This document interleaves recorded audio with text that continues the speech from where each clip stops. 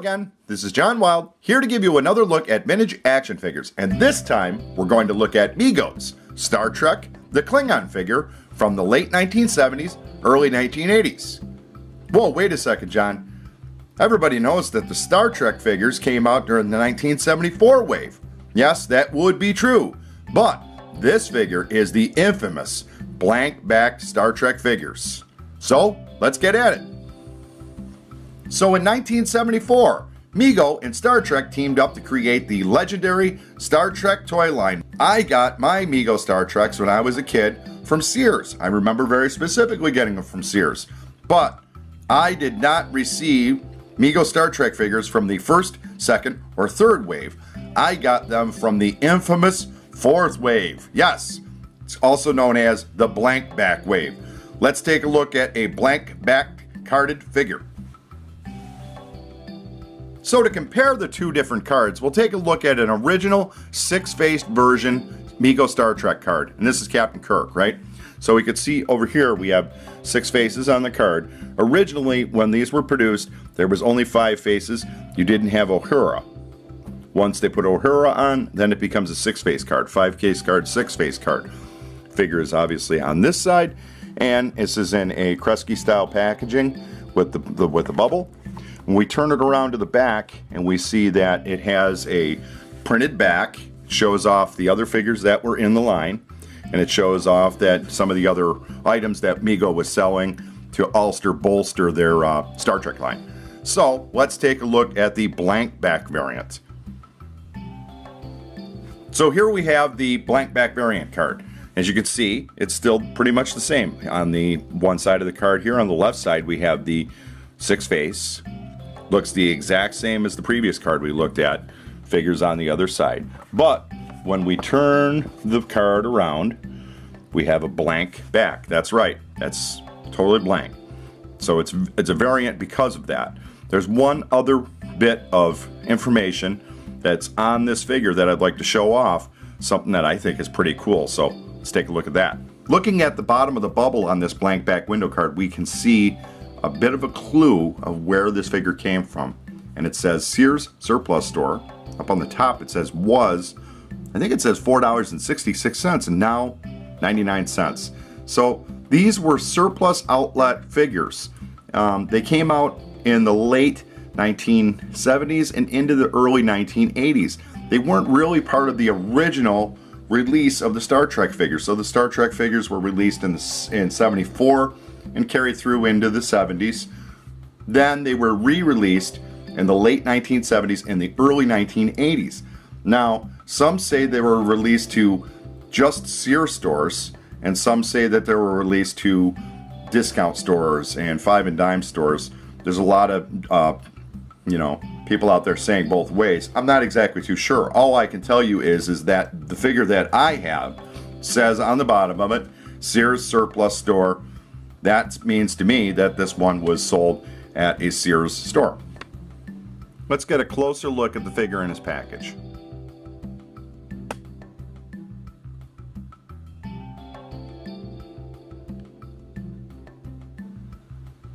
So it takes more than a blank back to make an action figure infamous, and the infamy of the blank back Star Trek figures was the fact that they were made of inferior plastic. The knee pins and the elbow pins on these figures have a tendency to be very brittle, and they broke almost instantly right out of the package. They're not exactly a hardy figure, let's just say. Also, these figures became incredibly common because, especially the Klingon, because they found cases of these figures. So it's not exactly like you can't find one of these figures. They're relatively easy to find versus a 5-face carded figure or a 6-face carded figure or an Aliens figure, which the Klingon never appeared on. The original run of Star Trek's is more coveted than the Sears blank back figures. Hey, let's take a little bit of a time to talk about the Klingon in general. The blank back figures only have 4 different characters that you can find. So you can find the Klingon that I have before you. And you can also find a Captain Kirk, you can find a Spock, and you can find a Dr. McCoy. Bones, as they call him. So they only produced 4 figures. They didn't produce any of the other aliens, nor did they produce Uhura or Scotty. The evolution of the Star Trek Klingon actually begins with the ape. Yes, that's right.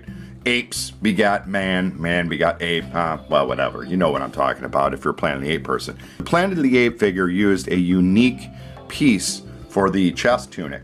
So basically, to recreate what was captured in the film, MEGO bought material that mirrored closely what an ape's uniform looked like. And what I'm talking about is specifically is that center tunic spot. They reuse this for the Klingon. Now let's take a look at a Klingon. So MEGO reuses the tunic from the Planet of the Apes, adds a cut on the collar, adds a couple of silver buttons onto it, and there you create the Klingon's uniform, which looks nothing like the Klingon uniform on TV. They just obviously did this for cost cutting.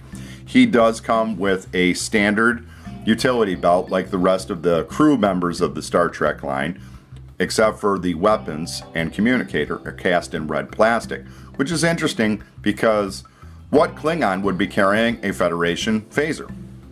The other bit of reuse on the Klingon figure was his boots. His boots came from a pirate figure from the World's Greatest Pirate line. Those jack-booted boots that the Klingon has were actually a reuse from another toy line.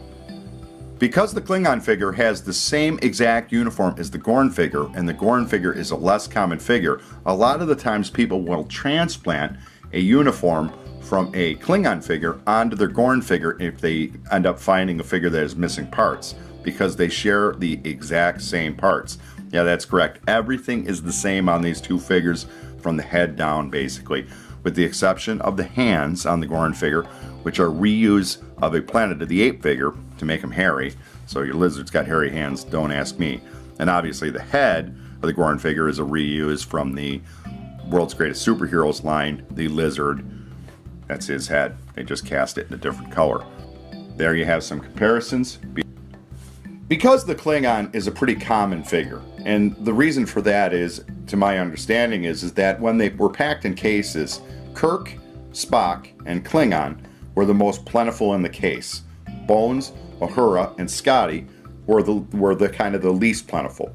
So there's a lot of Klingons out there, and you can get a Klingon for really cheap. And I say you should get one if you have one, if you don't have one, because it's a great figure.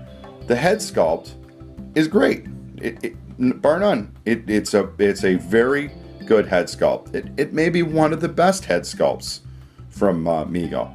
It's very representative of a Klingon. You can definitely tell, hey, that's a Klingon when you see it. Unfortunately, from the head down, everything isn't Klingon.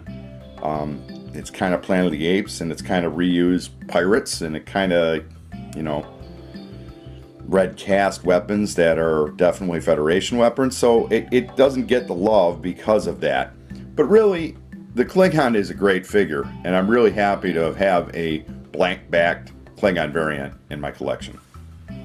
So as our Captain Kirk looks to keep that Klingon out of trouble, I'd like to thank you for watching this video. Please like, share, and subscribe to catch my latest uploads. And until next time, isn't it a great time to be a MEGO collector?